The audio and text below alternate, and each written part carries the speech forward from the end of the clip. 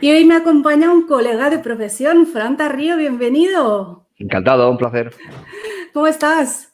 Pues aquí entre papeles, como siempre, pero Como bien, bien. siempre. Sí, Me sí. encanta tenerte aquí. ¿Sabes cuál es la primera pregunta, verdad? ¿Sabes No cuál sé, es o no? ¿No sabes? sorpréndeme. Cuando eras pequeño, ¿qué querías ser de mayor? Bueno, pues en mi caso, ¿Astronauta? no, es que ahora está bastante en boga, pero es una cosa rara. Era un poco bicho raro, lo reconozco, porque luego mi derrotero profesional fue por la otra rama de la educación, pero al principio yo era un fanático. ¿Te acuerdas de las revistas de Muy Interesante cuando empezaban? Sí, claro. Yo quería ser ingeniero genético.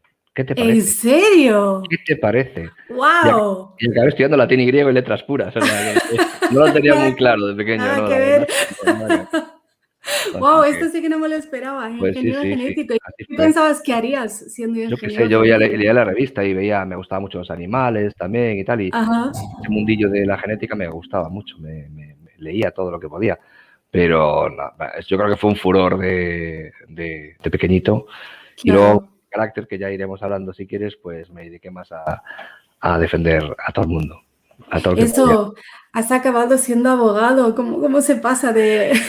Uf, pues mi historia es curiosa porque, fíjate, siempre tuve muy claro que quería estudiar Derecho, a pesar de, bueno, esto es un poco lo típico de las mamás de aquella época, de los papás. De ay, con la nota que tienes, ¿cómo vas a hacer Derecho? Por Dios, y, tú deberías ser no sé qué, no sé cuánto.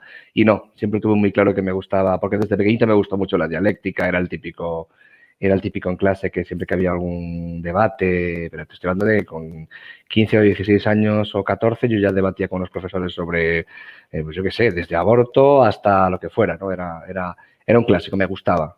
Tenía siempre ese don de Pepito Grillo, de si tú me argumentas A, pues yo probaba y te argumentaba Z para darle un poco de chicha al tema. Siempre me gustó. Entonces, luego también supongo que las películas eso hicieron lo suyo, luego descubrí que nada más lejos de la realidad y me gustó el derecho. Pero mi vocación hasta que acabé, bueno, miento, empecé Derecho y además acabé en La Coruña, que es donde estudié de manera muy accidental, digamos, y me gustó y estudié Derecho tranquilamente, pero la vocación de abogado estuvo a punto de ser frustrada. Esto es una historia muy chula que cuento siempre a la gente. Te Sobre iba a todo, preguntar, cuando empezaste Derecho, ¿qué pensabas que serías después? yo siempre quise ser abogado, es decir, tampoco me planteé nunca Vale. opositar, ni ser fiscal, ni juez, Yo ni sí, nada. yo quería ser juez, ¿ves? No, yo no. Yo siempre he tenido a defender a las personas que a decir lo que tienen que hacer o lo que está bien o lo que no está mal. Pero la verdad es que además o sea, los admiro a los jueces, ¿no? Es francamente complicado decidir sobre esas cosas. También Mucho. te diré la vez que decidí definitivamente no ser juez, que fue asistiendo en prácticas durante la carrera a un juicio penal, pero eso si quieres lo hablamos después. Siempre quise ser abogado sin más. De hecho, acabé la carrera y me dediqué a ser abogado desde abajo, pero antes de ser abogado, esto es una anécdota que suelo contar, yo llevo como 13 o 14 años siendo tutor del máster de la abogacía aquí en La Coruña, tutor de práctica, siempre tengo alumnos. Y siempre les cuento que, claro, la vida te lleva por unos derroteros muy curiosos. A veces las vocaciones tienes dos y la vida te lleva pues por una casualidad, básicamente. Yo soy músico de formación desde pequeñito también y cuando acabé la carrera de Derecho le di el susto de su vida a mis padres porque dije, bueno, yo voy a intentar ser músico. Y hostia, macho, ahora que eres el primer licenciado en Derecho de la familia, y me fui con esto no lo he contado mucho, esto lo va a saber mucha más gente de la que suelo decir, pero me fui con mi guitarra de aquella a la Escuela de Música Creativa allí en Madrid, y me hice Sí. una prueba y tal, y decía, bueno, para disgusto, para sorpresa de toda mi familia, y fue como, hice la prueba, me dijeron, efectivamente, pues puedes dar un nivel, puedes entrar, tal, y se me cruzó una oferta de trabajo en ese momento de abogado. Un amigo mío que me dijo, oye, queda una vacante en un despacho, y eran mis dos vocaciones. Y decidí, bueno, quizá me quite el peso de encima y decir, pues si hubiera querido ser músico, bueno, pues podía haberlo intentado de una manera razonable, pero me voy a dedicar al derecho. Y aquí estoy. 20 años de Wow. oficio, aquí estoy. Eso es que tenía que ser. Sí, no he dejado la música, todo hay que decirlo, me hago mis pinitos por ahí, pero sí, fíjate qué curioso, cómo aterricé en el derecho. Sí, Tremendo. sí. No, cuando tiene que ser, es como sea, pero la vida te lleva al final. Qué curioso. ¿Y ese trabajo de qué era? ¿De qué rama? Ese trabajo fue, bueno, en el ínterin entre ese trabajo que fue con el que me inicié en la abogacía, antes de eso, antes de la prueba de música y demás, sí que empecé trabajando en un despacho de un procurador como oficial de procurador, para que nos entienda la gente que no está en el tema del derecho, es, digamos, no sé si decirlo así, porque queda un poco feo, pero de lo más abajo del escalafón. Era como el recadero del procurador, ¿vale? Estuve varios meses, lo cual recomiendo a todo el mundo, porque... Mis primeras prácticas fueron con procuradores también. Claro, ¿por qué? Porque yo me pasé como 2 o 3 meses visitando juzgados y viendo cómo funcionaba toda la maquinaria por dentro y pidiendo papeles aquí o allá. Mi jefe era un desastre, entonces tenía que hacerlo todo yo, era un poco...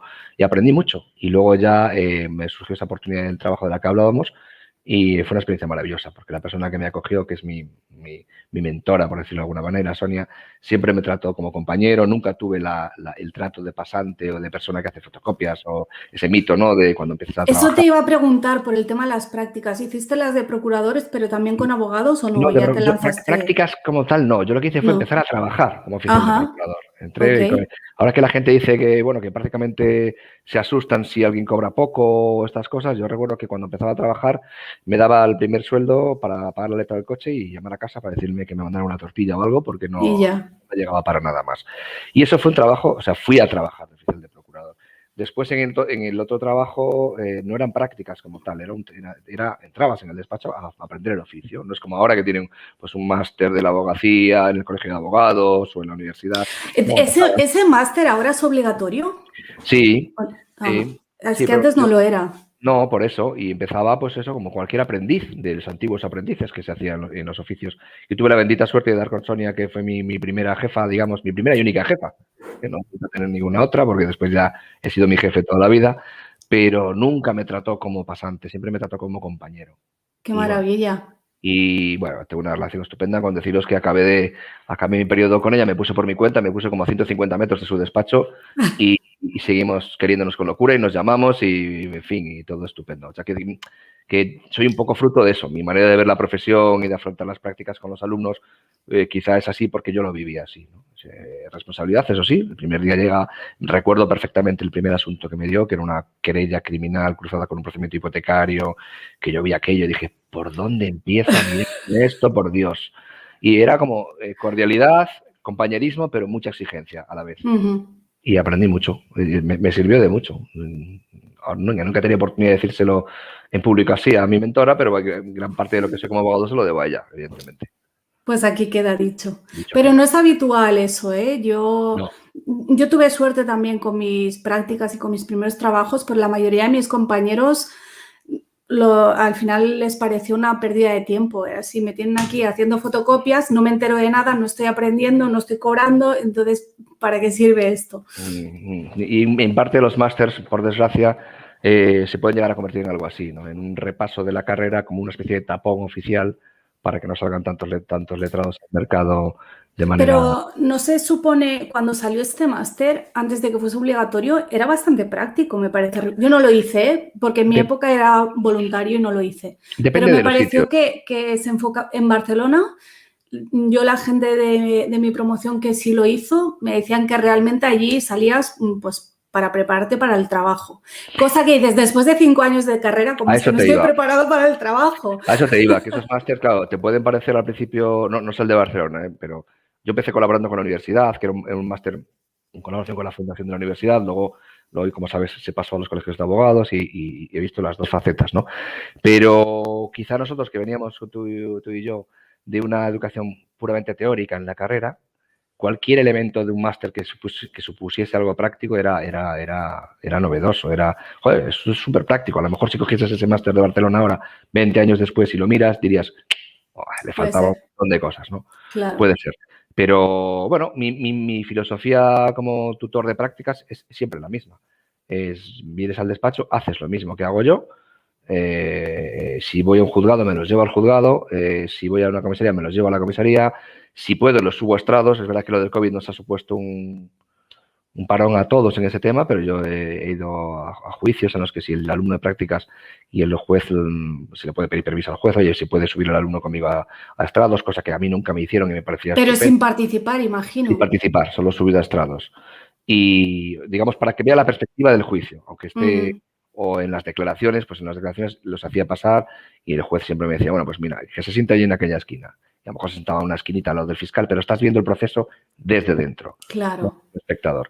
Y ese tipo de cosas, ¿no? Y participar como uno más, enseñarles el oficio por dentro.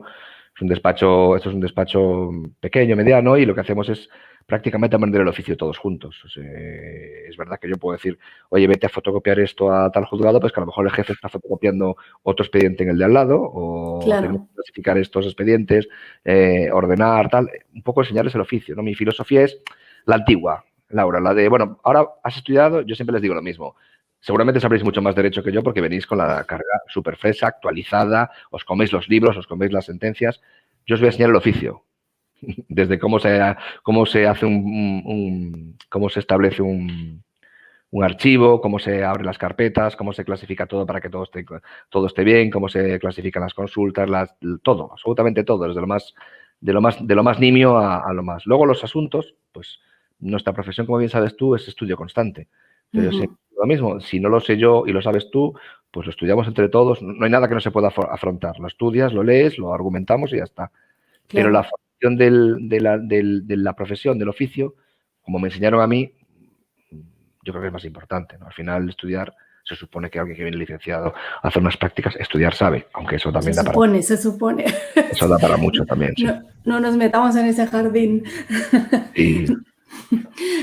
¿Cómo es tu día a día? Porque para ver cómo es el día a día, pero también porque tú y yo sabemos que Hollywood ha hecho mucho daño a esta profesión, sí. Y que no es tan glamuroso como puede parecer. No, no es glamurosa en ese sentido, pero sí que es bonita en otro. Es dura. Es una cosa que lo primero que habría que decir a todo el mundo es que esto de que los abogados son gente que trabaja poco, cobra mucho y vive muy bien, pues esto como todo, ¿no? Pues habrá 2 o 3 elegidos que habrán heredado un despacho tremendo de su papá o de su mamá y lo hará. El resto, pues no dejamos de ser currantes del derecho como todo el mundo, ¿no? Es una profesión a veces desagradecida, es decir, hay una frase muy famosa de que los pleitos o se ganan o los pierde el abogado. Es una cosa muy típica, ¿no? Muchos clientes dicen, si se gana, es que ya, bueno, es que esto estaba ganado, esto habría que ganarlo, ¿no? Y si se pierde, pues en ese sentido puede ser desagradecida. También es agradecida en el sentido que todo lo que haces, sobre todo si eres una persona que trabaja por cuenta propia, es decir, para ti, con tus empleados o con tus alumnos, pero que trabajas para ti, lo bueno y lo malo te lo ganas tú. O sea, la satisfacción de un pleito ganado, de deshacer una injusticia, pues eso es algo bonito, pero no es como te lo pintan en las películas. Lo primero que tienes que hacer es estudiar y leer mucho, cosa que a veces, bueno, eso da para mucho, ¿no? Pero que cada vez se hace menos. Después tienes que intentar darle un enfoque mínimamente empresarial o profesional, aunque seas tú solo. Y después es mucho... ¿Qué te voy a contar, Laura? Estamos presos de los plazos, presos de los expedientes, vivimos siempre con esa carga de responsabilidad. Yo siempre digo la misma frase a algún cliente cuando le pasan una minuta o lo que sea. Dice, bueno, nosotros en gran parte es verdad que nuestras minutas a veces son... La gente no sabrá qué es una minuta. Una minuta se la cuenta, digamos, la factura que te pasa un abogado, ¿no? Que a veces es elevada, pero porque va acorde a la responsabilidad que tiene el pleito que llevas, ¿no? Digamos que cuando yo siempre digo lo mismo a los alumnos y a los clientes, cuando una persona sale del despacho tiene que salir con la certeza, viene a hacer una consulta, te hace una consulta, te encarga un asunto, tiene que salir con la certeza de que ahora el problema te lo deja a ti. Decía Dostoyevsky que los abogados son conciencias alquiladas. Sí. Y es cierto. Sí que es cierto. Intentar que el estrés o la ansiedad que tiene un cliente que no sabe por dónde, pues eso te lo va a trasladar a ti, ¿no? Y eso hay que valer. Y luego es un mundo puramente que sería en pura y dura competencia. Y eso tienes que tenerlo claro. Esto es mercado puro y duro. Los abogados competimos de manera, no diré mala, me refiero que no estamos en un mercado regulado, o sea que hay una competencia feroz y al final sobrevive pues el que mejor y más eficiente lo hace, ¿no? Eso hay que tenerlo siempre en cuenta, porque hay una gran cantidad de despachos que a los 3, 4 años o así, pues cierran. Es decir, que es una cosa, no es todo un color de... Es verdad que cuando pasas ese Rubicón, cuando tú te estabilizas en la profesión, es una profesión preciosa y que se puede vivir tranquilamente de ella. Pero hay que pasar los primeros años. Sí, y hay que ser consciente de que van a ser duros, sobre todo para gente como yo que empezamos de cero, es decir, que no tengo antecedentes de abogados en mi familia, que he empezado a ejercer la abogacía en una ciudad diferente de la mía natal, con lo que eso implica, de contactos y demás. Es duro. Es verdad que hay otro aspecto de la profesión que hay que decir, que siempre fue una profesión muy corporativa, muy familiar. Es verdad que en muchas ciudades los abogados son una especie de casta familiar, que yo tengo muchos amigos y muy buenos amigos, pues que sus padres son abogados, su tío es procurador, su otro tío es juez. Tiende a ser un grupo, bueno, cada vez menos, porque cada vez todo es más global, pero sí que era algo muy endogámico antes, eso es verdad. ¿Cuántas horas trabajas al día? Pues esa es la pregunta del millón. Yo siempre digo que trabajo todas, porque no desconectas, al menos en mi caso, ¿vale? Pero como buen autónomo, pues hay días en los que te puedes ir para casa un poquito antes y hay días en los que yo me he ido del despacho. Mira, siempre cuento una anécdota. Cuando tenía el despacho en otra zona de la ciudad, donde la tenía al principio, yo iba por mi coche y siempre el coche lo tenía en un parking que estaba muy cerca de los juzgados. Y he cruzado muchas veces, esto lo digo en beneficio también de los jueces y de los funcionarios, me he cruzado muchas veces de estar trabajando hasta las 11 de la noche, ir a por el coche y cruzarme literalmente con un juez o con una jueza que venía de trabajar también. Depende. Una de las cosas más difíciles para acostumbrarse a esta profesión es que yo, por lo menos en mi caso particular, no tengo un horario determinado. Intento tenerlo para consultas y demás, todo muy estratificado, pero luego la agenda de un abogado salta por los aires y es bueno que salte por los aires en función de todas las incidencias que tienes, tanto de los juzgados, que nunca sabes cuándo sales, entras a una hora, a la hora que sales, clientes que te pueden llamar con una urgencia. Pero bueno, hasta hace poquito, que es otra de las cosas que podemos hablar después de las consecuencias del estrés en los abogados, hasta hace poquito sí que no ponía límite, trabajaba cuando, ahora sí que intento ponerlo. Soy padre de familia e intento pues eso, a unas horas determinadas no consultar. Es que es un tipo de trabajo que te puede comer toda la vida, no se acaba nunca. En realidad nunca tienes esa sensación de ya, terminé, me voy de fin de semana. No, nunca has terminado. No, eso es así, literalmente. Y si tienes un poco de autoexigencia, tampoco en el día a día. O sea, ya hay trabajos que tú acabas de hacer no sé, me da igual, construyes lo que sea o haces cualquier otro tipo de trabajo o vendes lo que sea, lo vendiste y has acabado. Nosotros, al menos yo personalmente, por nivel de autoexigencia que tengo, incluso acabando un juicio siempre le estás dando vueltas a lo que podías haber hecho, lo que no, lo que podías mejorar, lo que no. Bueno, supongo que como cualquier profesión, pero bueno. ¿Tú recuerdas tu primer juicio? Sí, y se lo dije bueno, fue un poco show. Realmente subí a Estrados ¿Por tu parte o por qué? No, porque fue una experiencia, se lo comenté, tuve la bendita suerte de subir a Estrados, él no se acordaba, se lo comenté hace poco, contra un fiscal, que es un gran fiscal aquí además, que me había dado clase de procesal, además. Y subí siendo un auténtico pardillo. Luego os contaré mi primera experiencia dentro de un juzgado ajena a un juicio, pero el primer juicio fue en la jurisdicción de menores. Y yo llevaba a un chico, había habido un problemilla que habían tenido entre varios, dos concretamente la habían liado, digamos, y yo iba todo digno de profesión cuando empiezas, ¿no? Y claro, y yo llegué allí y cogí a mi cliente y faltaba el abogado del otro chico, ¿vale? Y entonces yo decía, bueno, pues hay que esperar y tal. Era un juzgado que ya se jubiló el juez de entonces y tal, y el juez era maravilloso, conocía a todos los menores por el nombre, era una cosa extraordinaria. Y entonces no llegaba el abogado porque alguien se había olvidado de citarlo, cosa que, como bien sabes tú, Laura, a veces pasa. Y uno de los funcionarios, que era mayor también, me vio tan chavalín, y me dijo, Tario, mira, coge al otro chaval, habla con él, a ver si podemos llegar a algún tipo de acuerdo con la fiscalía. Y yo todo digno decía, no puedo, porque hay un conflicto de intereses, porque claro, acusan uno a otro, entonces yo tengo que mirar por... Y me dijo, pero si se conocen de toda la vida, tú, mira, inténtalo, que ya sabía mucho más que yo, evidentemente. Claro. Métete en esta habitación, habla con ellos, si no hay acuerdo no pasa nada, suspendemos. Y entonces descubrí que por aquel entonces no todo eran los códigos, ¿no?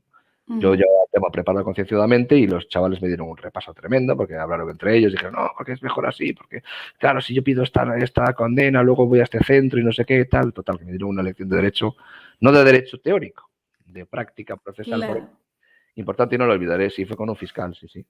Y la primera vez que fui a un juzgado, fui a una subasta, una quiebra de las antiguas que se hacían en la oficina con el secretario judicial, el procurador, el que os dije, y me mandó sin ningún tipo de papel. No llevaba ningún tipo de apoderamiento. Para que nos entendamos, tienes que comparecer o en persona o debidamente apoderado por la persona que iba ahí. Y no me lo dio. Entonces, mi primera experiencia en un juzgado fue un chorreo monumental de un secretario judicial diciéndome, ¿qué hace usted aquí sin poderes? Y yo pensaba, Dios mío, poderes los de Superman. ¿Qué me está contando este hombre? Claro. Quiere decir que yo lo he ido mamando desde abajo, Laura. Bueno, hay que valer. No, desde luego esto tiene que gustarte, ¿eh? Yo no creo que todo el mundo lo pueda hacer. Y no. Por eso te decía también de un poco el daño que ha hecho Hollywood, porque la gente se imagina una cosa que no tiene nada que ver con la realidad de lo que es el día a día de esta profesión. No, hombre, tiene aspectos en los que sí, te puede. Yo he tenido pleitos maravillosos, sobre todo en el ámbito de lo penal, me lo he pasado francamente bien. O sea, con periciales de tatuajes, con análisis de imágenes, con, bueno, 3 días por un blanqueo de capitales en la audiencia, homicidios, me lo he pasado francamente bien, pero no es no es lo habitual. Luego hay una cosa que siempre preguntamos, a mí me lo preguntaban cuando tienen algún tipo de entrevista de trabajo, después que te llamaban de algún despacho, que es que te preguntaba directamente, ¿tú te consideras abogado de sala o de despacho? Una cosa Nada que ver. Nada que ver. Hay gente que es un hacha estudiando y preparando una demanda y no tiene la habilidad emocional para defenderla en un juzgado. Y a la inversa. Entonces tienes que buscar ese equilibrio. Y luego para la gente que empieza, cuando empezamos, estamos súper pendientes de las formas. Vas a un juzgado y estás súper nervioso y no, Dios mío, ¿cuándo tengo que proponer la prueba? Es aquí ahora, tengo que contestar aquí o después, y vas súper tenso con algo así y eres tan inocente que se te puede perder el hilo del fondo porque estás súper pendiente de la forma. Es verdad. Alumnos, cuando subáis a estrados, ahora cuando me veáis a mí, vamos a un juicio, no os fijéis en mis formas, fijaros en mi fondo, porque claro, cuando ya tienes muchas horas de vuelo, es al revés, vas tan centrado en el fondo, y la práctica te lleva ya con todo lo demás de la forma, que vas mucho más directo al grano. Pero al principio eso cuesta. Vas tan constreñido por el miedo escénico a decir, ¿cuándo tengo que decir esto? Y que a los jueces son de, ya luego os puedo contar 1000 anécdotas de jueces, cada uno es de su padre y de su madre. Hay jueces que si lo dices mal te gritan, otros no sé qué. Entonces, es una profesión que hay que estar emocionalmente preparado. Cosa, dicho sea de paso, para la que no se prepara suficientemente los abogados. No, igual que yo también me di cuenta cuando yo ejercía que me tocaba hacer de psicólogo. Claro. Y yo pensaba, pero si yo no estoy preparada para hacerle de psicólogo a nadie. ¿Esto qué es? Sorpresa, aquí hay que hacer de todo. Sí, incluso en el ámbito penal tú llegas a con pleitos súper, vamos a decir, entre comillas, sencillos, ¿no? Pero tienes una alcoholemia, que hoy en día es un delito pues casi objetivo, pasas una tasa de alcohol y ya poca defensa tienes, ¿no? Digamos. Y entonces los fiscales, no sé si esto lo sabe el gran público, nosotros tenemos una faceta preprocesal antes de entrar en el juicio, digo, no es preprocesal, mejor antes de entrar en sala, que es habla con el fiscal a ver si podemos llegar a un tipo de acuerdo. Bueno, pues tú hablas con el fiscal, esto el gran público no lo sabe, pero es una especie como de mercadeo, oye, bájame la pena aquí, venga, que no sé qué, que no tiene antecedentes, hombre, en vez de 3 años, ponme 1, qué tal. Y si la cosa encaja, el fiscal te dice, bueno, hasta aquí. Si tu cliente reconoce los hechos, yo le rebajo la pena hasta aquí. Pregúntale si quiere y si no, entramos en juicio. Saldrás fuera y verás la típica pregunta que agobia a todos como mundo cuando empieza, que es que el cliente te dice, ¿y usted qué haría? Sí. Que es como si un médico te dice, pues mira, tienes que y te pregunta, bueno, ¿y usted qué haría? ¿Haría la dieta? ¿No? ¿Lo operaría? ¿No operaría? Por eso te decía, el abogado es una conciencia alquilada, claro, tal cual. Entonces, y es muy difícil ese papel. Yo siempre he reivindicado que tenemos que tener un tipo de formación, o llámale coach, llámale como quieras, para afrontar este tipo de cosas, los abogados. Ciertamente. Oye, y ese dilema moral clásico de me gustaría ser abogado, pero yo no defiendo asesinos ni violadores. Bueno, eso es una pregunta clásica. Me la plantearon hace poco en la universidad, hace un par de años, en la última clase que di por allí, me la preguntaba, ¿y cómo puede usted vivir defendiendo? Bueno, nosotros defendemos un sistema. Es decir, yo siempre contesto a la inversa. Digo, mira, si la policía y el fiscal hacen bien su trabajo, nosotros no hacemos milagros. Es decir, pregúntaselo al fiscal o al policía que haga eso. ¿Cómo es posible que usted defienda a un asesino? ¿Cómo es posible que el fiscal deje escapar a un asesino o la policía haga mal su instrucción? Nosotros defendemos, cada uno es una pata del sistema. Y yo sí que me creo en la filosofía, en eso sí que soy bastante vocacional, de que prefiero que haya un culpable en la calle que un inocente dentro. Yo eso lo tengo francamente claro. Entonces, una de las cosas que te enseña y que te enseña para la vida incluso, es que la justicia es falible, es humana. Entonces, claro, esa situación que no, es que defenderías a un asesino que te diga, primero, nadie te va a decir en tu despacho, mire, yo la maté o maté a este señor y le corté en 4 trozos. No, eso no existe. La gente niega los hechos normalmente, siempre. O sea, es algo humano. Nadie entra en tu despacho y dice, mira, acabo de robar 27 bancos, a ver qué puedes hacer. No. Generalmente viene con una citación judicial y te dice a ver cómo me puedes defender, pero enseguida está diciendo, no, porque yo eso, no, porque yo no sé qué, no sé cuánto. O sea, no es un supuesto que se pueda dar. Y si se da, en mi experiencia, la justicia es falible, puede fallar, pero si se dan esos supuestos, insisto, si la fiscalía y la policía y la instrucción hace su trabajo, los abogados no hacemos milagros. Pocas veces verás eso de que el abogado se saca un conejo de la chistera y una persona que era un súper asesino quede en la calle, a mi juicio. ¿Eh? Y si hay un defecto formal que propicie eso, evidentemente la culpa no es trasladable al abogado. Bueno, ahora tradúceme eso. Quiere decir que si hay un defecto formal, pues esa prueba está mal hecha y no está autorizada judicialmente y por lo tanto anulamos toda la prueba y aunque sabemos que ese señor es culpable, pues como la prueba está mal practicada, es nula, ese señor tiene que estar absuelto. ¿La culpa es del abogado por alegar que esa prueba es nula? No. La culpa es del que no ha hecho su trabajo bien y ha hecho la prueba como tenía que haberla hecho. Porque de lo contrario, si consentimos en eso, pues el siguiente paso, que es muy habitual en países que gracias a Dios no son los nuestros, es que el Estado pase por encima de cualquier tipo de garantía sobre cualquier persona. Entonces, son esos pequeñas grietas del sistema o pequeños fallos que puede haber en el sistema, porque no es perfecto, porque no es falible. Pero si tú no lo defiendes, no lo fortaleces. No sé si me estoy explicando. Si yo no pido porque las pruebas, por ejemplo, las escuchas o las detenciones o las prisiones provisionales sean rigurosamente garantistas, a riesgo de que haya alguien que si incumple esa norma puede quedar fuera siendo culpable, pues imaginaos lo que supondría todo lo contrario, que te pudieran encerrar como te diera la gana, que pudiesen pinchar tu teléfono cuando te diera la gana, pues es un riesgo, es un coste del sistema democrático y del sistema legal. Y por eso los abogados tenemos que defenderlo, para que nadie se despiste. Oiga, esto hay que hacerlo bien, hay que hacerlo conforme a las normas.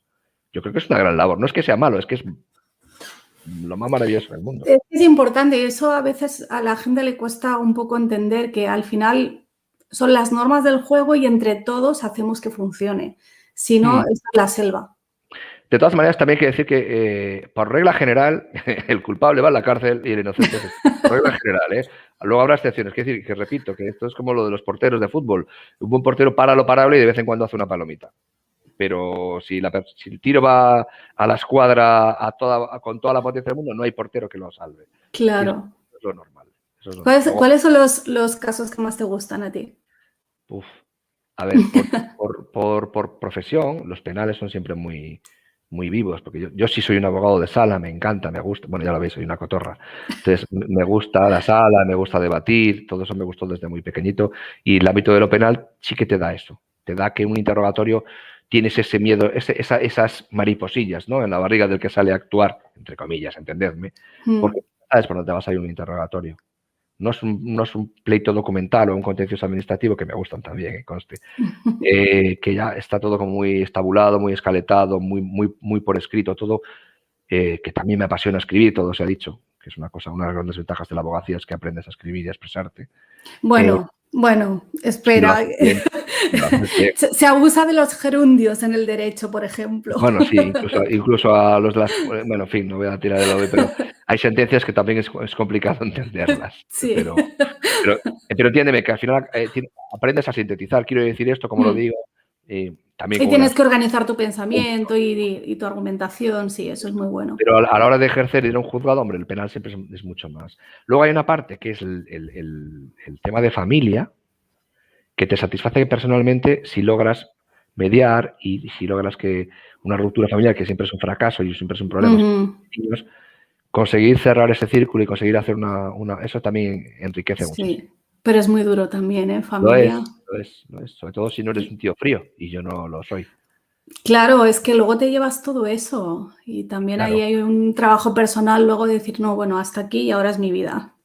Sí, luego también el que seas emocionalmente empático, que tú al final lo que te va a dar ese plus de trabajar horas y horas un asunto es que tú te creas, que veas esa injusticia, sea la que sea, que sea, y digas, joder, me exijo, luego puedes ganar o perder. También, yo siempre he dicho que huid del abogado que desde su despacho y te diga, eso está ganado, no se preocupe usted que se lo gano yo seguro. No, vale. Pero el plus que te da el tener esa empatía, decir, bueno, por lo menos me voy a autoexigir a dar todo lo que pueda, porque me creo porque voy a ir con el cliente hasta el final y voy a trabajar todo lo que pueda. Luego hay que decirle al cliente que al final juzga a un juez. Y que enfrente puede haber un abogado tan bueno como tú, que esa es otra. Vale. Pero implicarse emocionalmente, a mi juicio, es lo que te hace ser mejor abogado porque te exiges mucho más tú. En mi experiencia, no quiero tampoco dar lecciones a nadie, pero a mí me ha servido para mantener pleitos, unas negligencias médicas, por ejemplo, tratando con los familiares, son pleitos que tranquilamente, en los que hemos acabado varios en el Supremo, te puedes tirar 8 años, 9 años pleiteando en un contencioso. Eso exige muchas horas de contacto con la persona. padre de la víctima, con el hermano, con lo que sea, y implica mucha vocación emocional, mucha implicación. Claro. Al margen de la técnica, que claro, o sea, si no la tienes ya, olvídate. Si no conoces el derecho, olvídate. Eso es lo primero, claro. Claro. A la gente que está estudiando Derecho o que se lo está planteando para ser abogados, ¿tú qué consejos les das? ¿Qué hay? Porque no es una profesión que digas, mira, mientras estudias puedes empezar a trabajar, ¿sabes? Si yo quiero hacer radio, me puedo empezar a hacer un podcast y voy haciendo mis pinitos. Pero con esto no puedo decir, mira, voy a ir haciendo juicios. No. Bueno, es verdad que la educación universitaria ha cambiado un montón. Ahora sí que hacen juicios simulados, en el máster hacen juicios simulados. Yo, pero esto es un poco de viejuno, ¿no? Pero sí que hago mucho hincapié en que no pierdan hábitos de lectura, importante, y que vayan a las fuentes para formar sus convicciones. Esto es algo que me parece básico para ser abogado en la vida. Bueno, me parece básico en la vida en general, pero eso es otro debate, pero para ser abogado, importante. Les voy a poner un ejemplo. ¿Qué pasa con la pandemia? Se me ha descruzado hace 2 años, bueno, cuando fue el tema de la manada. Es que nos falta un año ahora, a mí me pasa también. Hay cosas que no te sé decir cuándo fue porque como que me pierdo. Porque eso no existió, pero bueno, cuando fue el tema de la manada famosa. Sí. Yo tenía en ese momento 2 alumnas en prácticas aquí, 2 chicas, y empezaron a hablar del tema y tal, y entonces yo, dejaba hablar, bueno, ¿habéis leído la sentencia? No, pero escúchense.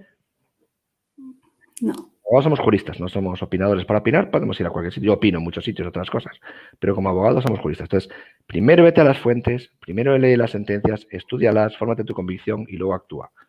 Y eso es importante porque yo creo que es algo que se está perdiendo, ¿sabes? La inmediatez, el tema inmediato, tú coges una sentencia. Pero se está perdiendo en todas partes. Por eso, pero mi profesión vive de eso. Es decir, vive el que tú seas un buen o un mal abogado el día de mañana puede tener mucho que ver con esos detalles, que tú coges una sentencia y la trillas, la lees, la estudias, la masticas, la digieres y después te formas tu convicción. Luego, una cosa que siempre les digo es, a la hora de afrontar un juicio, utiliza la búsqueda de jurisprudencia negativa, es decir, no me busques solo sentencias que te dan la razón, búscame sentencias que no te la dan, porque a veces aprendes más de ellas que de las otras, ¿no? Salvo que sea una sentencia del Supremo ya inamovible que ya no la puedes mover, ¿no? Pero entonces sí que les diría que si están estudiando la carrera, que no pierdan hábito de lectura, que tengan espíritu crítico, pero que vayan a las fuentes. Siempre, además descubrirás que si vas a las fuentes va a haber muchas más razones de las que conoces, muchas más facilidad para debatir. Quiere decir que si entrenas eso durante la carrera, incluso antes, en tu vida normal, en chorradas, ¿eh? Yo lo pongo ejemplos en chorradas. Tú, ¿te gusta el deporte? ¿Te gusta el fútbol? Bueno, pues ves un titular, vete al texto original. Léetelo y no te quedes con lo que extracta otro de ti. Porque eso es lo que tendríamos que hacer nosotros después. No sé si eres tú el que tienes que extractarlo, no leer el que Exacto. Y eso me parece súper importante, muy importante. Pero claro, te tienes que pasar todo el día leyendo leyes, sentencias y de todo, y no se acaba nunca eso. No con la cantidad de leyes que hay en este país. Porque tenemos lo que un profesor mío decía, diarrea normativa, eso lo hemos tenido siempre. Tenemos un defecto muy clásico, yo creo que es un poco la cultura, de nuestra cultura en general, que es que si una ley no funciona porque no se aplica, la cambiamos. Y pocas veces probamos a hacerla cumplir. Claro, que sería lo primero. Y esto es una cosa peligrosa, generalmente. Claro. Es verdad que tampoco nos pongamos tremendistas. Las leyes, por ejemplo, procesales, troncales en España, son de hace muchísimo tiempo, aunque se han ido trabajando. Entonces, bueno. ¿Pero cómo haces para estar al día en todo eso? Bueno, pues gastándome un dineral en bases de datos, básicamente, con alertas por todos los sitios y estando... A ver, esto es una profesión viva, lo que hablábamos antes. No es una profesión que cierres el despacho y hasta el día siguiente no te preocupes de ella, porque tenemos mucho contacto con la realidad y con la legislación. Entonces, de cualquier noticia, tienes que estar al cabo de... Y luego hay que decir que los colegios profesionales, por lo menos el de La Coruña, y lo digo a boca llena, sí que te echan un gran cable en el tema de la formación. Son muy de juntarnos, cualquier tipo de anteproyecto, se junta, se hace un curso, se habla con los magistrados, se habla y es una constante formación todo el rato.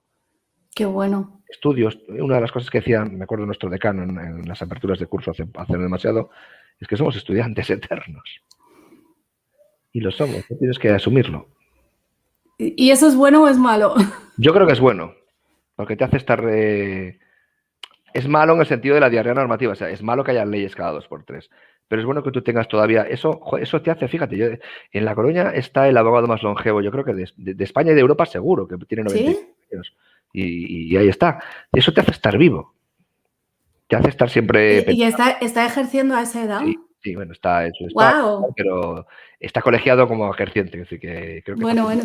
creo que está a punto de entrar en el Guinness, si no me equivoco. ¡Wow! Entonces, y se ve mucha gente, tú lo sabes, se ve mucha gente mayor, muy mayor, que no deja la profesión hasta que físicamente no puede, porque la mente Claro. está... No, y realmente esto es como, hay otras profesiones en las que no, pero esto creo que como en la medicina, cuanto más tiempo lleves, Por mejor ejemplo. vas a ser. Sí, sin No duda. tiene más. Aquí la juventud no es un punto a favor. No. No, por eso yo soy muy partidario de las pasantías y de las prácticas y de alguien mayor que te diga, chico, no eres Ali McBeal ni estilo, o sea, y no tienes por qué dar lecciones. Pues todos hemos llegado al derecho así, en gran medida. Yo tengo que lucirme o tengo que hacer no sé, no hace falta. Cuando te haces mayor dices, no, el que se tiene que lucir es tu cliente. O sea, tú eres un Claro, instrumento en manos de tu cliente. claro. No eres el Es verdad. protagonista del pleito. El protagonista del pleito es el interés de tu cliente, no tú. Pero eso tardas en aprenderlo, ¿eh? Es lo que... Pues el tiempo, lo que te Claro. digo, la experiencia. Oye, al final te has escaqueado de la pregunta que te había hecho hace un rato, que era tu rutina diaria. Sí, bueno, mi rutina diaria, mi horario, bueno, ahora, a ver, con lo de post-COVID, esto es una locura, ¿no? Habitualmente. Bueno, claro, ahora Pero igual hay cosas siempre, raras, pero en un mundo normal. bueno, pues mira, levantarse y ver tu agenda todos los días y que te pite el teléfono por todos los lados. Vivimos pegados a una agenda, en mi caso la tengo duplicada o triplicada en papel, en nube, en los ordenadores. O sea que vivimos siempre eso y los procuradores, que son los que siempre te dicen, acuérdate que mañana te vence este plazo, pasado el otro, no sé qué. O sea que nuestra vida está ligada. Y llevar al despacho, no solemos, yo personalmente no, porque tengo 2 niños y intento llevarlos al cole siempre que puedo yo. Entonces, mi rutina sería llegar al despacho sobre las 9:30 de la mañana, una cosa así, salvo que tenga juicios antes, en cuyo caso directamente. Y las mañanas siempre son juzgados, gestiones judiciales o juicios, y por las tardes siempre son estudio y consultas. Intento mantener el privilegio rancio, el privilegio de no trabajar los viernes por la tarde de los abogados, que es un clásico, ¿eh? Sí. Intento hacerlo. Intento hacer un horario normal de oficina, 9:30 a 2 y de 4 a 7:30 más o menos. Es verdad que luego he aprendido con los años a trabajar mucho en movilidad. Otro aspecto en el que en la abogacía puedes liberar mucho tiempo para ti, perder menos tiempo, ¿no? Hemos avanzado mucho en nuevas tecnologías, en poder trabajar desde tu casa o desde Ha cualquier costado, sitio. ¿eh? Ha costado un montón, un montón. Porque también es el prejuicio cultural. El abogado es el señor que tiene los aranzadis ahí detrás, los títulos, el despacho tremendo con su silla de madera, de estos que entras y dices, este señor ya solo por el mobiliario me va a crujir en un momento a otro. Cuando ahora ya la realidad es muy diversa, es muy distinta, ¿no? Yo tengo alumnos en prácticas que a lo mejor durante toda la época COVID han trabajado en movilidad, juicios que se celebran ya por videoconferencia, como bien sabes tú. Entonces, eso nos ha cambiado un poco el tema. Yo intento tener un horario estricto de atención, abren el despacho a una hora determinada, se consulta a una hora determinada, siempre fijar previamente las consultas. Evidentemente, eso lo puede saber cualquiera, como cualquier profesional. No puedes ir al abogado cuando te dé la gana timbrar y decir, oiga, venía a hacer una consulta. No, siempre se trabaja con consultas, con citas previas, ¿no? Pero luego la agenda, insisto, no somos unos profesionales al uso, es decir, un médico al final tiene sus horarios de consulta pautados, sus operaciones, salvo que sean complicadas o de un trastorno tremendo. Nosotros no, o sea, yo tengo escaletada toda mi agenda de la semana que viene y puede saltar por los aires el lunes. Porque las consultas que tenías te detienen una persona que tienes que ir a una comisaría por la tarde, con lo cual tienes que cambiar. O sea, siempre es dinámica, no es estática. La palabra sería dinámica, pero mi rutina siempre es, dejo a los niños, despacho, juicio, o sea, juzgado por la mañana, como en el despacho, la zona del despacho, vuelvo a subir al despacho y me voy sobre las 7:30 de la tarde, los días normales. Los normales puedo irme a las 12 de la noche. ¿Y tienes urgencias así, el típico padre que no devuelve a los niños o algo así, que te toca cuando te toca? Aparte son clásicas, os llega el verano y siempre tienes cosas de este estilo, con las vacaciones, siempre, eso es así. Y luego tienes muchos temas. Yo llevo muchos años también, desde que empezó el tema de la violencia doméstica y todo el tema de las mujeres y tal, llevo mucho tiempo con eso también y eso sí que te da muchas urgencias de ese tipo, ¿no? Pues te llaman, denuncias por aquí. Claro, es una cosa a la que tienes que estar pendiente.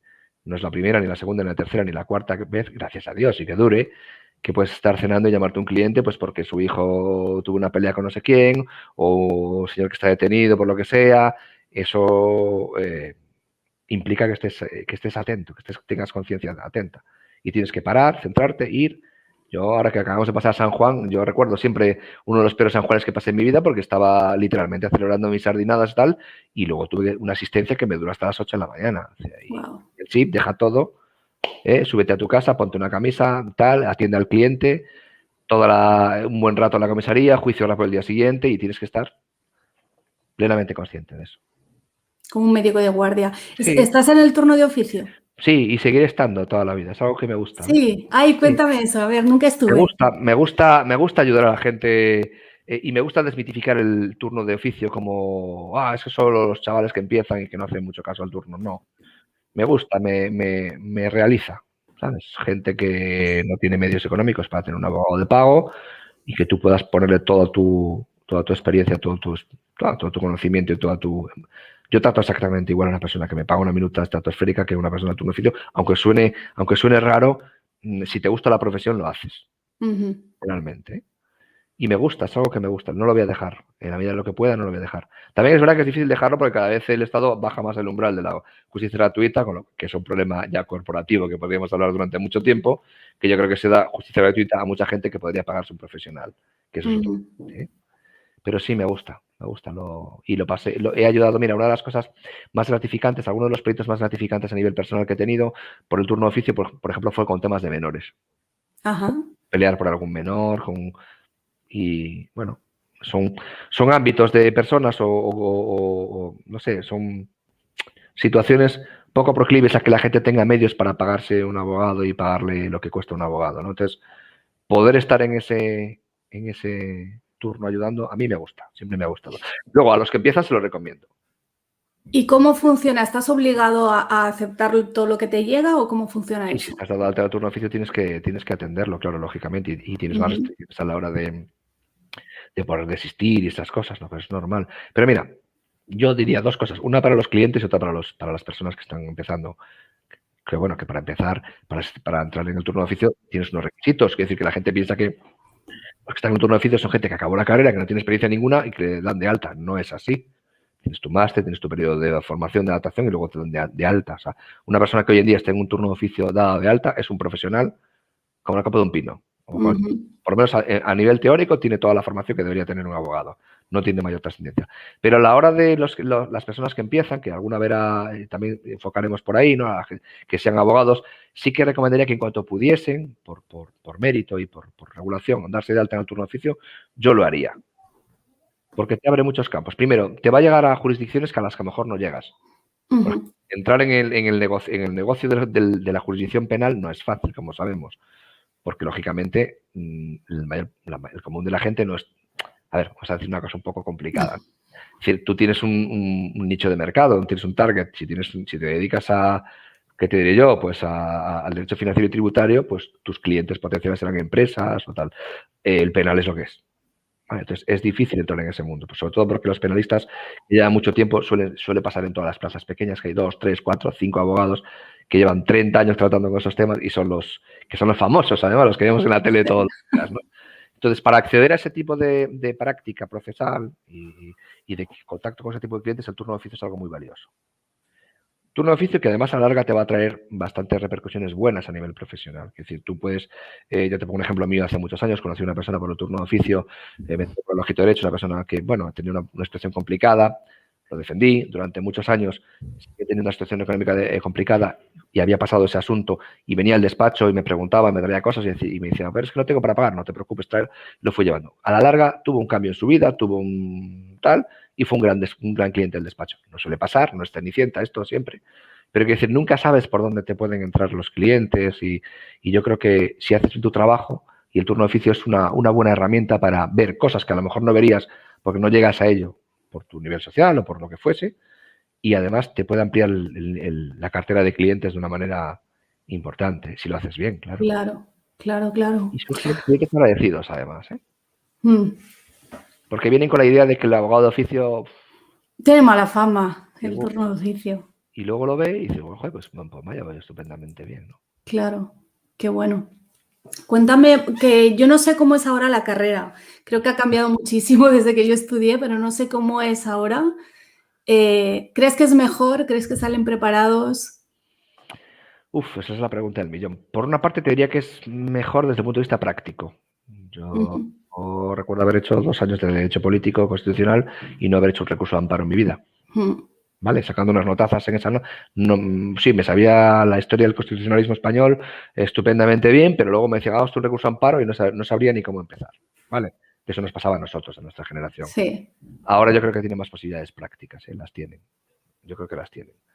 Y luego los másters, por lo menos el que yo conozco aquí, han implicado a jueces, a fiscales, a abogados. Tienen una visión, yo creo que más completa de lo que es la profesión. En ese sentido, mejor. Luego, desde el punto de vista formativo, pero no es exclusivo del derecho, yo creo que todo ha ido a peor en general. Lo que hablábamos antes, pues hay menos hábito de lectura, menos hábito de reflexión. Bueno, es que si va a peor la educación de primaria y secundaria, luego no le puedes pedir peras al olmo. Por eso, yo tuve una conversación con un catedrático, que no diré, que pretendía ponerle menos nota a una alumna porque no había manera de entender, los errores eran bestiales desde el punto de vista gramatical y sintáctico y de todo, y puso una queja y el decano amparó a la alumna porque el profesor no había puesto entre los méritos, entre los criterios de puntuación del examen ni las faltas de ortografía ni la... Pero esto hace falta ponerlo. Claro, eso es obvio. Debería ser obvio, vamos. Claro, entonces si estas cosas pasan, pues lo vas a notar después. Bueno, yo creo que esta es una profesión en la que puedes aprender el oficio rápidamente desde una práctica, con lo que estamos hablando. Entonces yo creo que hay que tener más...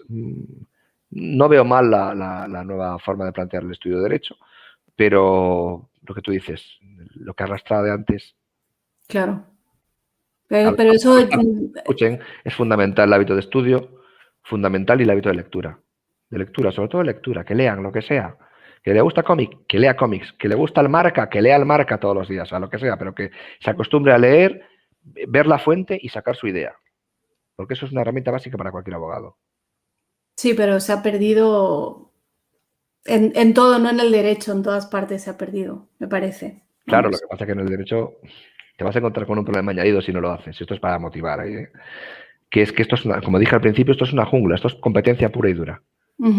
Al final te vas a encontrar con que si tú no sabes redactar una demanda como Dios manda, no la sabes argumentar como Dios manda, primero la va a recepcionar un juez que te tiene que entender y que tiene que saber qué es lo que estás diciendo. Después tienes que cumplir con un cliente, es decir, que toda esta formación no es baladí, no es inocua, o sea, que este hábito te va a servir para, al menos en esta, como no tengas ese hábito, pues tienes un problema. Tienes un problema porque nosotros trabajamos a veces con conceptos abstractos, tienes que, cuando tú, como bien decías, hay sentencias que para leerlas, si no tienes el lenguaje adquirido del derecho, te va a resultar francamente difícil. Entonces, no sé, es como si me dices, para ser informático no sabes programar, pues no vas a ningún lado. Y si vas a hacer cálculo de estructuras y no sabes matemáticas, pues no vas a ningún lado. Pues si eres abogado y no eres capaz de ir a las fuentes, leer reflexivamente un texto y sacar tu conclusión y defenderla, no vas a ningún lado. Cierto, cierto. Es tu herramienta básica. Para la gente que va a empezar, ¿cómo se elige la especialización? Porque yo, por ejemplo, recuerdo, a mí sí una cosa que me sorprendió es que las asignaturas que me habían gustado más en la carrera y las que me habían gustado menos, luego en la práctica se intercambiaban. Sí, puede ser, puede ser. Es verdad que yo, en mi experiencia personal, y yo creo que como la gran mayoría de los abogados que empezamos, ya te digo, sin esas infraestructuras heredadas ni carteras de clientes heredadas o de grandes firmas de despacho en las que puedes trabajar, porque estamos hablando desde el punto de vista de un abogado que trabaja por cuenta propia en su despacho. Si hablamos del perfil de un abogado que trabaja por cuenta ajena en una firma grande de despacho, es otra historia por completo. Pero en el caso concreto nuestro, en mi experiencia personal, aunque te apasionen algunos temas más que otros, al final esto es un negocio. Esto es vivir. Entonces, al final, ¿quién te especializa? El cliente, claramente. Quiere decir que si tú al final tienes, pues no sé, cae en tus manos un asunto determinado de, pues qué te digo, responsabilidad patrimonial del Estado por una cosa concreta y te marcas un pedazo de juicio tremendo y tienes un par de amigos aquí en la Voz de Galicia y otro no sé dónde y tal, y te pone un titular, pues probablemente todo ese año estés facturando responsabilidades patrimoniales del Estado. Entonces, sé listo y aprovéchalo. Si después te gusta mucho el juicio penal y tal, pues hombre, lo disfrutarás. Quiere decir que al final te especializa el cliente. Eso o una gran campaña publicitaria, como hemos visto, por ejemplo, en el tema del derecho bancario, gente que se deja un dineral para captar clientes en un determinado nicho de mercado. Pero generalmente en la práctica es menos romántico que todo eso. Al final te especializa el cliente. Si haces bien tu trabajo, pues si tienes la suerte que en tu familia has divorciado a tus amigos, ya sea un divorcio, yo me cuento la misma anécdota. Tengo una temporada en la que enganché con el tema de familia porque divorcié a una señora mayor con un tema muy, muy complicado que tenía y lo ganamos. Había habido una reforma del derecho civil de Galicia y nos metimos por ahí los abogados, ¿no? Con un vericueto que había ahí y ganamos el juicio y acabé divorciando a toda su pandilla. Esto es así. Vete a ver a Francisco, que Que él te lo arregla. y luego las veces de merienda todas juntas, digo, a todas estas las he divorciado yo. Te veo con esas, ¿has visto esas tarjetas que vienen troqueladas para que las partas en dos, una para él y una para ella? Siempre quise una de esas. Pues fue algo parecido, al final acabé, pues toda la pandilla pasó por el despacho. Es menos, a ver, yo entiendo que la profesión se da mucho al cine y al romanticismo. Es que es una profesión muy desconocida. Sí, sí que lo es. Igual que cuando te preguntan que por qué, o por ejemplo, gente que se cree que cada uno tiene su toga. No, pues la mayoría de abogados no tienen su toga, no. Que se la llevan desde su casa. Aparte que en muchas ciudades no hay ciudad de justicia y hay un juzgado aquí, otro en la otra punta y no vas a ir todo el día con la toga para arriba y para abajo. Pero que a la vez también es una cosa así como anacrónica, ¿no? El tema de la toga, ¿cómo lo ves tú? Uy, ahora es un tema muy candente porque ahora mismo se está discutiendo si se sigue o no, porque como sabéis con el COVID se quitaron.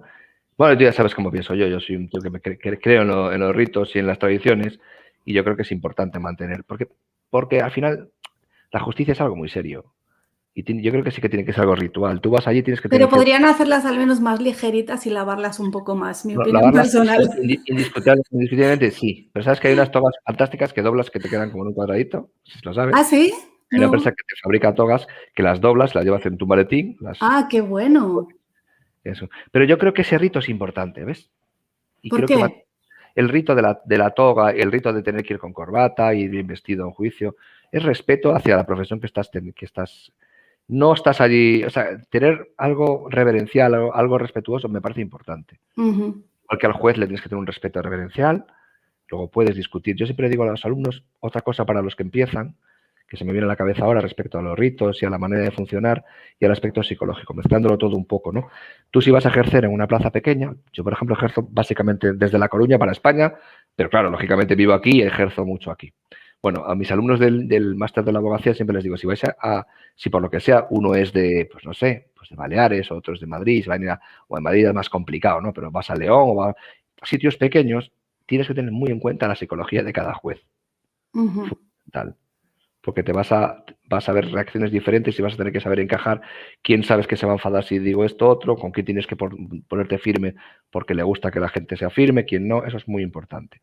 Y eso enlaza con lo que te decía, tienes que tener cierta sacralidad, por lo menos yo lo veo así, cierta ritualidad. Ir a un juicio siempre tiene que ser algo imponente, desde mi punto de vista. Lo es. Es verdad que a veces los jueces no colaboran mucho en eso, porque como bien sabes tú, en algunas, sobre todo en instancias superiores, cuando vas a un tribunal de mucha gente y te encuentras a un presidente de sala literalmente así apoyado, como no va la cosa con él porque estás haciendo las conclusiones y el tío está pensando en el siguiente juicio, no ayuda mucho. Pero yo soy partidario de las togas y de vestirse bien y de tener corbata y todas estas cosas, sí. No lo van a... Peluca no, ¿eh? No, bueno, a algunos nos haría falta, pero no. No, yo creo que es importante mantener cierta, iba a decir teatralidad, no sé si es la palabra, ¿vale? Pero es que banalizar eso me parece preocupante. Sí. No, yo saqué el tema de las togas en el sentido de que la gente no conoce y llegan y es como, pero ¿y esto? ¿Sabes? O entran a la sala y no saben quién es quién, por ejemplo. Eso sí que pasa. Porque no sale el juez y dice, buenos días, soy el juez. O el procurador, ¿qué es? ¿Qué es el procurador? Bueno, señor, ¿por qué me pide 1.000 euros ahora? Bueno, no sé si hay procuradores escuchándonos por aquí, pero bueno, esa es la pregunta del millón para cualquier abogado, que lo sepáis. Pero bueno, en fin. O sea, bueno, no lo voy a decir porque tengo muy buenos amigos procuradores. Pero los abogados ya nos entendemos, como Laura y yo ya nos entendemos al decir esto. Es difícil de entender para los clientes muchas veces, ¿no? Porque sabéis que el procurador es la parte que representa procesalmente a la persona en el juzgado. Es decir, en teoría, en la ficción es el representante legal, el que firma las cosas por el otro. El abogado es es un técnico, es un asistente técnico, es el que lleva la defensa, el que piensa el pleito y toma las decisiones, pero de cara al juzgado, formalmente, tú estás representado por el procurador. Entonces, ¿qué hace el procurador? Pues básicamente firmar, presentar, sellar los escritos que hace el abogado y luego tiene otras muchas funciones que son muy Hace de correo, más o menos. de correo, bueno, luego han tenido la virtud, yo creo, corporativamente hablando, de meterse de lleno en las ejecuciones, subastas, concursos, que supone una pseudo privatización del servicio que ha ganado mucho, porque los procuradores lo hacen y lo hacen muy bien. Y luego, si tienes un buen procurador, también es un buen alivio para un abogado. Sí, un procurador, el servicio que le da al cliente, que ese siempre es el discutido, el que el cliente no ve, al abogado sí le da un gran servicio. Sí, cierto. Entonces, cuando llevas ya mucho tiempo y tienes cierto volumen de trabajo, como todo el mundo que nos escucha puede entender, pues no puedes ir siempre a coger los autos a tal sitio, a fotocopiar no sé qué, a no sé cuánto. Y esa labor es una labor fundamental que hace, y un buen procurador le hace un gran favor a un despacho, siempre. Yo trabajo con procuradoras, concretamente, además, y las adoro porque además son mi martillo pilón. Fran, acuérdate de este plazo, del otro, no sé qué, tal, ya te voy a buscar. Les vacilamos porque siempre, no sé si la gente lo sabe, siempre hay este tipo de piques entre procuradores, abogados, fiscales, jueces. Como que no nos entendemos entre nosotros, pero formamos parte de la misma maquinaria. Entonces, un buen procurador, dicho sea aquí con todas las letras, hace muy buena labor a un abogado, mucho, aunque el cliente no lo entienda. No, claro, es que los clientes normalmente ni saben que existe esa figura, ni saben que es necesario y que también tiene que cobrar para poder comer y esas cosas. Claro. Pero en parte también es nuestra culpa, ¿no? De no hacer más pedagogía sobre esto. Lo que pasa es que, claro, la gente también, por suerte, no es habitual que vayas teniendo juicios. Efectivamente, ese es el tema. Ese es un gran hándicap de nuestra profesión, que gracias a Dios la gente no está todo el día en el juzgado, ¿no? Claro. Eso es un clásico, por ejemplo, cuando llevas a un cliente a declarar o un testigo y te dice el testigo, es que estoy muy nervioso. Y dices, mire, es que el que no esté nervioso en un juzgado, pues malo. Claro. Es que está muy acostumbrado a venir. Eso es lo más normal del mundo. Claro. Esa es otra que da para mucho anecdotario. O sea, gente que se derrumba en los juzgados y que hay situaciones totalmente kafkianas en un juzgado. Cuéntanos alguna divertida. No sé, yo tuve, podría decirte muchas, pero una muy simpática que no fue en sala, que fue entrando, que fue unas chicas que venían con unas citaciones judiciales y se decía una otra, y nos reímos mucho todos, decía, mira, pone diligencias como los vaqueros. Y me reí muchísimo. Y luego, nunca me olvidaré de una persona que no voy a citar, lógicamente, ni siquiera es de aquí de Galicia, que fue en otro sitio, pero que era una persona como que venía al despacho y parecía como el tío más duro del mundo, el que más sabía de todo, de análisis económico y de tal y cual, y esto, un poco incluso menospreciando al abogado, que el que, tal, esto está hecho, tal cual. Entonces yo fui a un juicio llevándolo a este hombre de perito y dije, esto está ganado, este tío, si es verdad, la mitad de lo que dice, se los come a todos. Y nunca había nadie derretirse tanto como un azucarillo en sala como ese hombre. Nunca en mi vida, jamás. Estaba acostumbrado a temas intraempresa, de reuniones, tal y cual, y cuando se en el estrado, tal, se hizo pequeñito. Es que impone. Y declaró fatal. Entonces, claro. Así que lo tuvo que arreglar el abogado. Bueno, Fran, se nos va la hora. Ya, me imagino. Tus últimos comentarios, consejos para la gente joven. Pues mira, primero, que hay que creer que la justicia es algo por lo que merece la pena pelear siempre, y ayudar a la gente que a lo mejor no tiene los medios suficientes. Y una cosa fundamental, el abogado es el último dique de contención generalmente entre el Estado o poderes o banca o aseguradoras y el ciudadano. Y eso es una labor preciosa, ¿no? Al final, todo lo que sea contrarrestar ese desequilibrio de fuerzas es lo que me llevó a mí a ser abogado, y que mucha lectura, mucha autocrítica y mucho análisis y nada, y a pelear todo lo que se puede más. Y que si yo pude, que vengo de una ciudad de provincias y he montado mi despacho sin ser abogado, nadie en mi familia, y bueno, ya que estoy viviendo razonablemente bien del tema, pues se puede hacer. Eso hay que aprendan a hacerse el nudo de la corbata. Eso es fundamental. Quiere decir que a mí me enseñó mi hermano hace muchos años y ahí sigo.